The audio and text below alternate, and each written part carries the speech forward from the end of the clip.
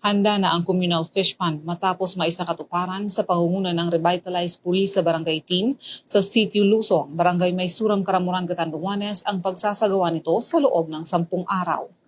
Ang proyekto ay bunga ng pagsisikap ng RPSB Maysuram na ilapit ang mga serbisyo ng gobyerno sa mga liblib na komunidad. Naging katuwang dito ang Department of Agriculture, Department of Social Welfare and Development at mga lokal na magsasaka sa lugar kung saan pangunahing benepisyaryo ang mga miyembro ng Maysuram Lusong Farmers Association o Maylufa. Inaasahang magsasagawa ng inspeksyon ang mga kinatuan mula sa Department of Agriculture ngayong Mayo para sa nakatakdang pagpapakawala ng nasa 1,000 mga binhi ng tilapia o fingerlings. Abot-abot naman ang pasasalamat ni Ginoong Danilo Bermejo, presidente ng Maylufa, dahil bukod sa formal na pagre-reorganisa at pagpapalakas ng RPSB team sa kanilang grupo, ay magkakaroon din sila ng pangmatagalang mapagkukunan ng kabuhayan sa pamamagitan ng fish pond.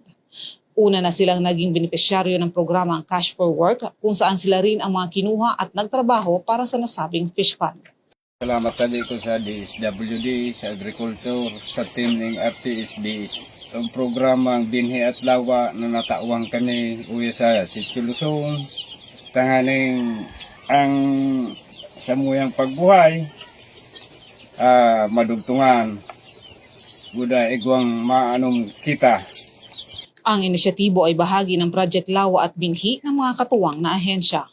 Mga programang nakatuon sa mga lokal na estratehiya upang labanan ang kakulangan sa tubig at pagkain ng mga nangangailangang barangay sa pamamagitan ng sustainable farming at aquaculture.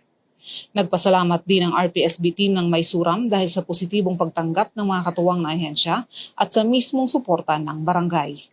Mula dito sa Catanduanes PPO, ako po si Police Master Sergeant Shally Miliendez na nag-uulat para sa Police News Network. Bagong PNP para sa bagong Pilipinas, serbisyong mabilis, tapat at nararamdaman.